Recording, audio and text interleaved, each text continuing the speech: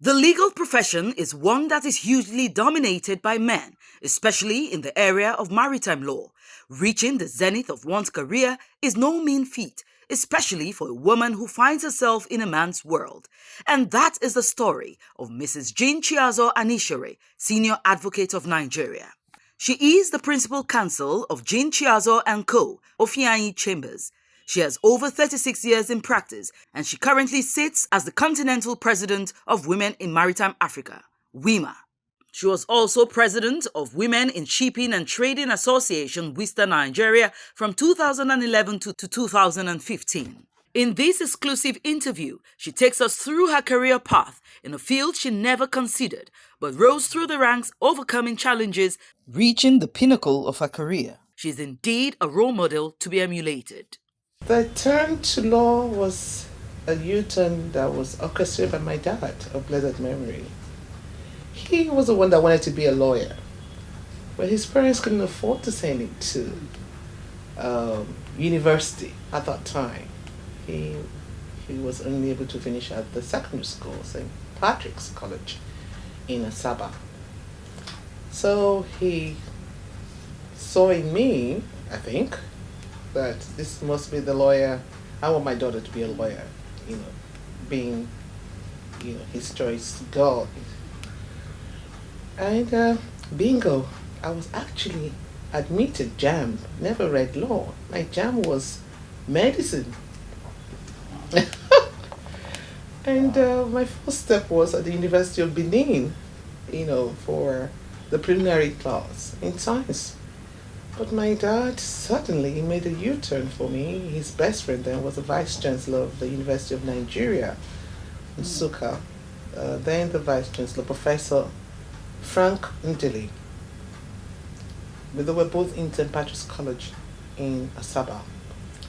So he called on his friend, told him that his daughter had 10 subjects in WAEC. That is true. And I made distinctions and some few credits. But I had both science and art subjects in WAEC. And told him he would like me to study law. Haven't made the art subjects in my WAEC certificate. So Professor Frank Ndili asked him to send me over to his university.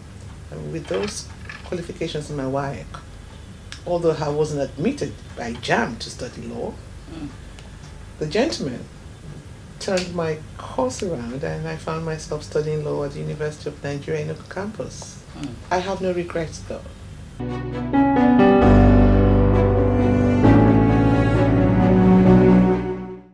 I was called to bar in 1986.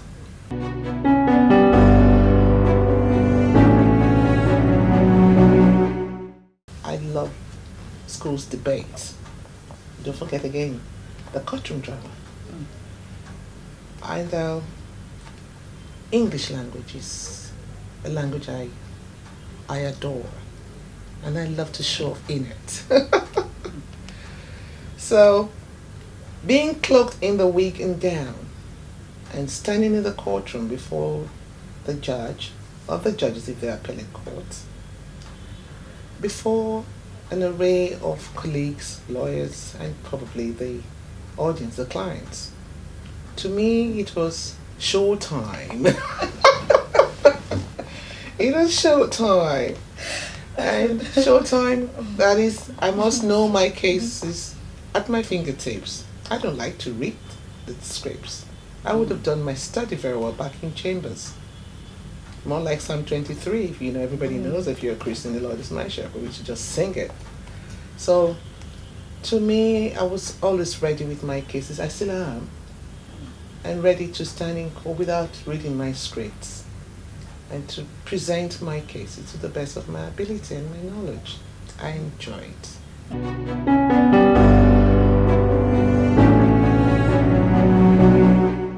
When I did my first stint at the Lagos State Ministry of Justice, yes, I could say that, and I was given the privilege to handle a criminal case.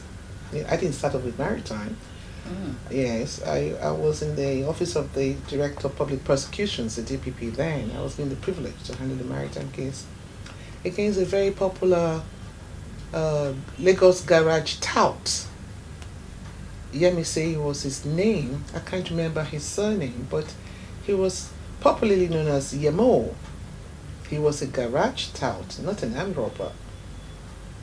And he had a case that was whipped with robbery. Well, I won the case. Wow, fantastic. And Yemo was, silenced. Mm. I felt really good. I felt really good.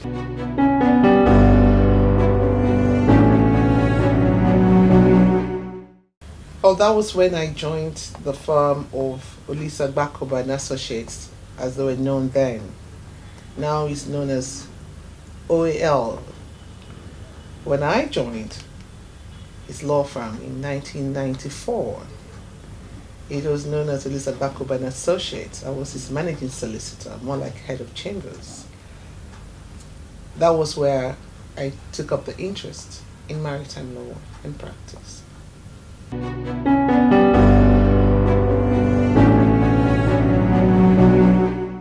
But the challenge that I observed then in the initial stage was more like the male colleagues wanting to, more like when a man wants to put you in your place as a colleague. There was this air. It could be my perception, but that was what I saw. There was this air that, look, this is not a matrimonial cause matter. This is not a terrain for you. This is maritime. More like men time. There were very few female maritime law practitioners. So there was this air about the male maritime law practitioners when I started. So to me, that was a challenge. And I don't like being challenged in that manner. So, we've just started the war. You're going to see more of me regularly until you come to appreciate that this is more like she time. Because the vessels are known as she, isn't it? That's the gender sensitive female. This is our time. She time. Female time.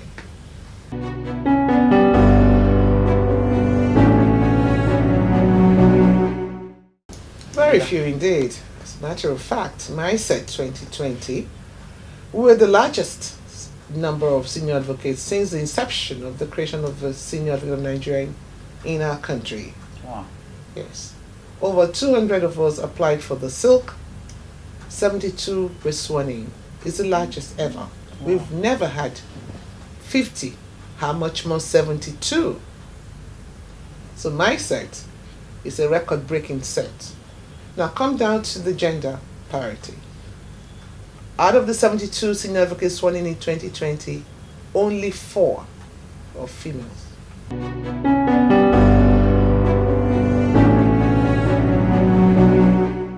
It could be pressures at home, not being able to balance work at home and having to go to court and to meet the enormous requirements of attaining silk. It could be pressures at work, and it doesn't come cheap.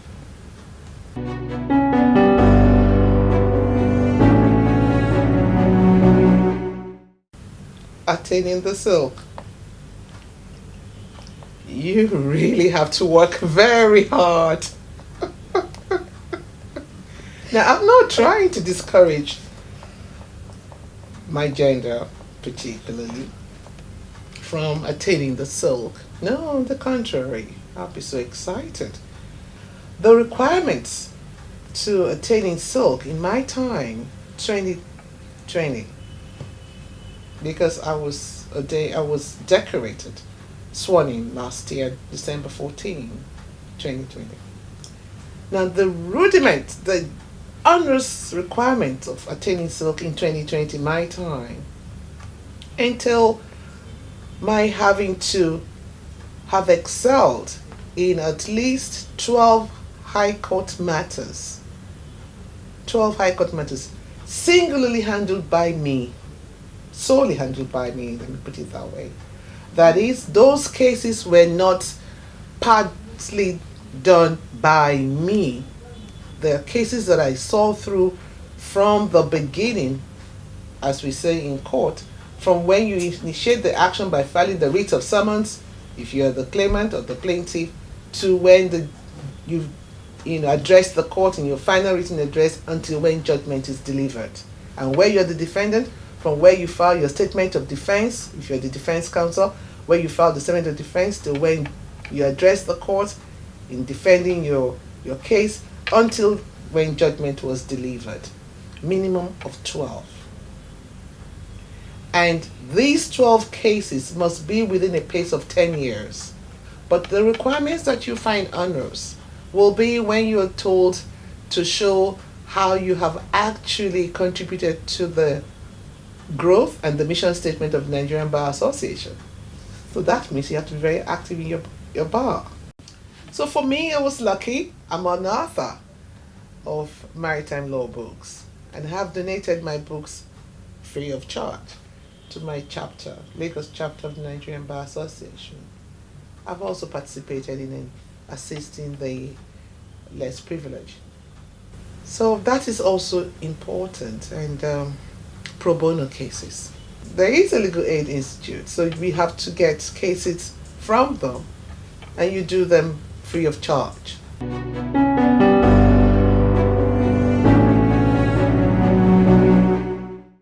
I took over from Mrs. Ife Akerele. She was president then, and I became the president after Ife Akerele. I won the election.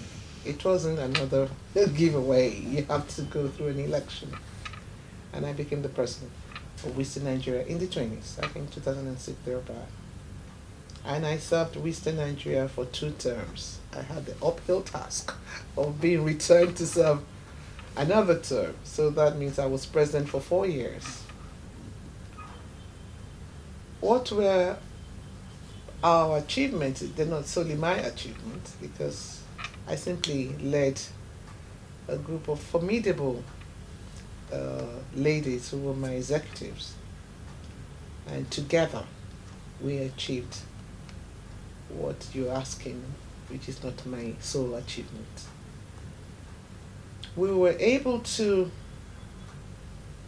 set up chapters in the 6 geopolitical zones of the country.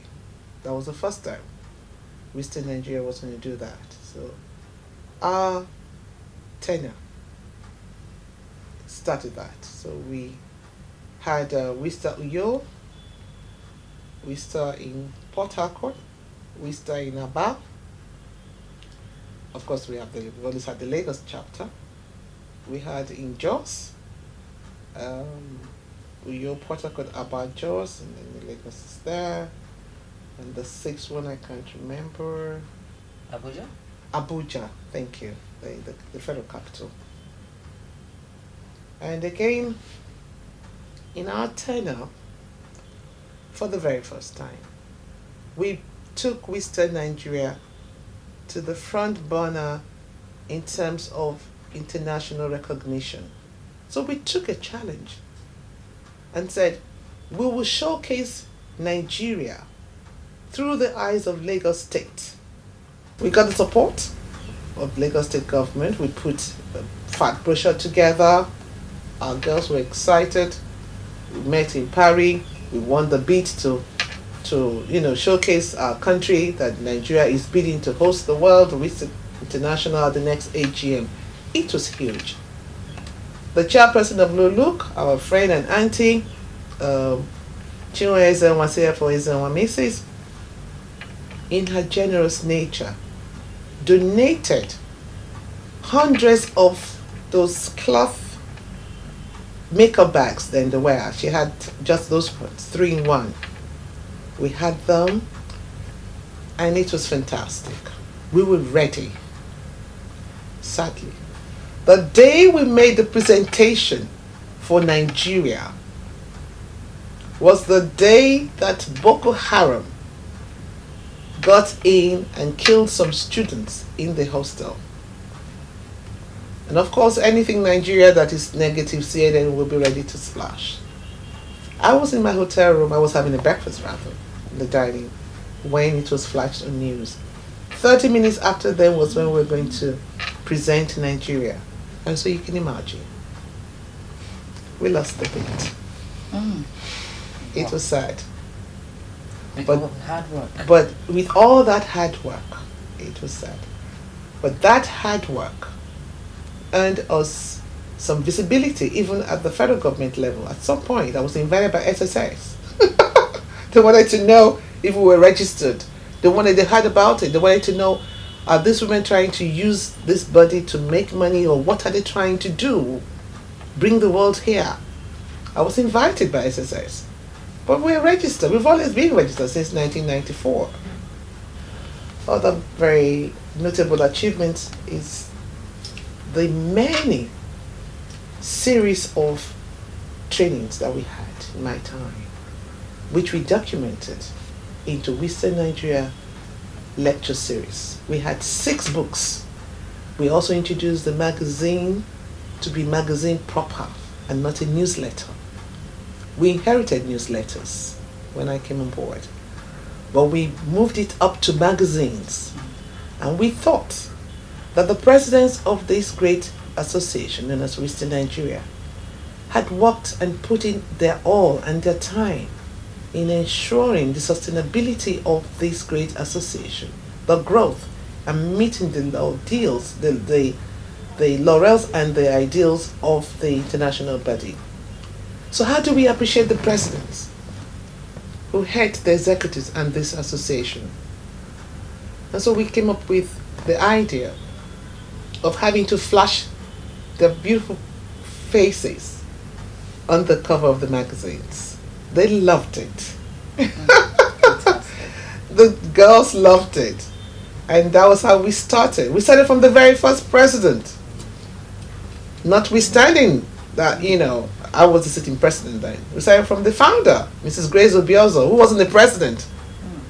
She was just a founder. So we gave the first face to the founder of Western Nigeria, Mrs. Grace Obiozor, then the director of Nigerian Shippers Council. She's retired. And we went on. We worked so hard. We had about 5 magazines in my tenure. We wanted to quickly showcase all the past presidents. And we went on with Fumi Falananshaw, the first president of Western Nigeria. We had her face. We also launched the face of Dr. Bolafaja Miroku. We launched the face of Mfan Usara, Mrs. Funke Agbo, SAN. And of course, out of etiquette, I cannot celebrate myself. We paused. We stopped at Ifia Kerile. And we left for the incoming president to continue, and I'm glad she did. Mrs. Mary Hammond, where she put my face as a cover page for the other journals that she continued with. At 60, one can only say that Mrs. Jean Chiazor Anishere, Senior Advocate of Nigeria, is well accomplished on all sides, and Western Nigeria wishes her God's blessings and favor. Happy birthday to our very own Mrs. Jean Chiazor Anishere, Senior Advocate of Nigeria.